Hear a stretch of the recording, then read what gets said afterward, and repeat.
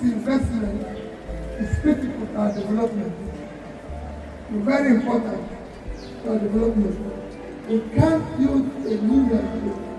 We can't build a Nigeria where people will be happy to live if we do not invest in health, education, and pulling people out of poverty.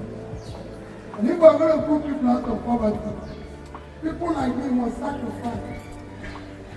And that's why I can always send father check, send him money.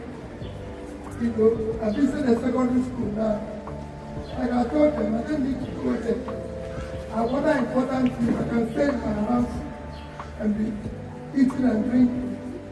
But seeing you inspires me to say, we can't leave these children, we can't leave these young ones like this. We must build a better place. Peter Obi is the only politician in Nigeria today that is enjoying the love, the goodwill, the popularity, the massive support from the people without spending 1 naira on them, without dashing out 1 naira to them. Most Nigerian politicians, the only time they receive love and support from the people is when they are doing giveaway to the people. It's when they dole out billions of Nigerian taxpayer money to the people. That is the only time they can receive love. For instance, look at what is happening to Grassroots now. People are on the streets protesting in support of him. Those people that are protesting in support of Grassroots are saying that they were being paid to carry out that support, to carry out that protest in support of Grassroots. But imagine if Mr. Peter Obi is the one that is being accused of sexual harassment. Imagine how the country will be. Many people will go out on the streets to protest in support of Mr. Peter Obi. They will turn this country upside down. Without even meeting Mr. Peter Obi, without receiving 1 naira token from Mr. Peter Obi to carry out that support. This is what Nigerian politicians are looking for, but they cannot get it unless they pay money. Do you know the reason? Because they don't have a good name, they don't have goodwill, they don't have good legacies. Legacy is what is speaking for Mr. Peter Obi as a governor in Anambra State. Mr. Peter Obi lived for the people. All his policies were people-centric policies.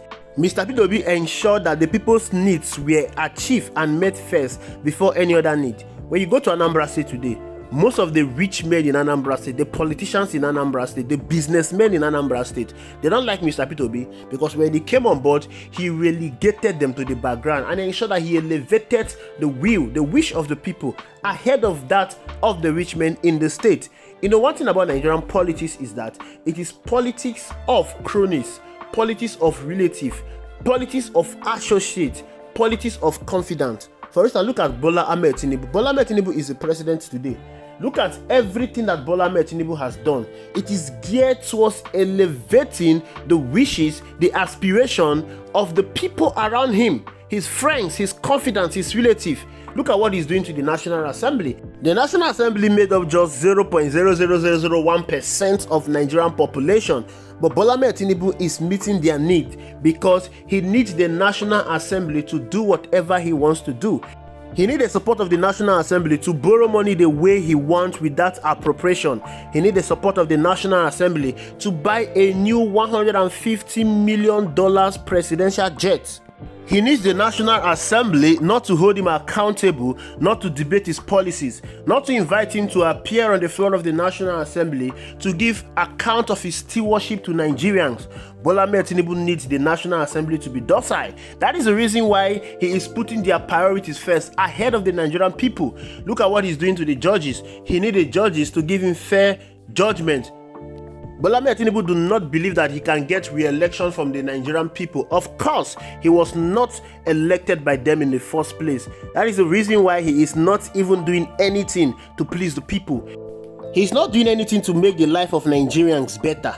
Bola Ahmed Tinubu do not enjoy goodwill from the Nigerian people. He knows that if he needs to enjoy that, he will need to spend billions of naira to enjoy that. But this is what Mr. Peter Obi is enjoying free of charge. You saw what he did in the last election. Peter Obi election was widely driven by the people. The people started the obedience movement. They went to the street to sensitize the people to register for their PVC. They went to the street to sensitize the people to go and collect their PVC. 1 million man march was carried out in every part of this country to create awareness for Mr. Peter Obi. They carried out grassroots mobilization and sensitization for Mr. Peter Obi. Nigerians even paid the transport fare of students in Nigeria to go back home and vote for Mr. Peter Obi. What we saw in 2023 general election is what we have never seen ever in the history of this country. Unfortunately, Mr. Peter Obi was not announced as the winner of that election. Many thought that Mr. Peter Obi's goodwill and popularity will disappear with the election, but no, Mr. Peter Obi has continued to enjoy massive support, massive love from the people. The reason is because the people know who they voted for. The people know who is their president. The people know who care for them. And the reason why Mr. Peter Obi is enjoying all of this is because he has shown that he is a people-centric leader. Anytime he talks, all of his policies is geared towards making life better for the Nigerian people. Mr. Peter Obi has convinced the Nigerian youth that he has the magic wand to make life better for them. He has the magic wand to create employment for them. He has the magic wand to build a better educational society for them. He has the magic wand to protect their society, to protect them from insecurity. He has a magic wand to make the economic better so that the Nigerian people can get value for their money, can get value for their life.